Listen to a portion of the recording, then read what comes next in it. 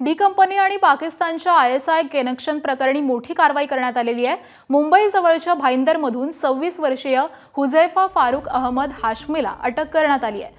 Mumbai ATS आणि दिल्ली पोलिसांच्या special सेलच्या संयुक्त कारवाईमध्ये हुझैफाला अटक करण्यात आलेली आहे। तर अटक केल्यानंतर त्याला दिल्लीमध्ये नेण्याची तयारी सध्या सुरू आहे। दिल्ली पोलिसांची स्पेशल सेल हुझैफाला न्यायालयामध्ये हजर करून प्रोडक्शन वॉरंटवरती दिल्लीला नेणार आहे। तर मुन्ना जिंगाडाचा विश्वासू असल्याचा तपास यंत्रणांचा दावा आहे आणि त्याच्या चौकशीमधून अंडरवर्ल्ड आणि दहशतवादी नेटवर्कबाबत महत्त्वाचे धागेदोरे मिळण्याची शक्यता देखील वर्तवली गेली आहे। ABP माझा, उघडा डोळे बघा नीट।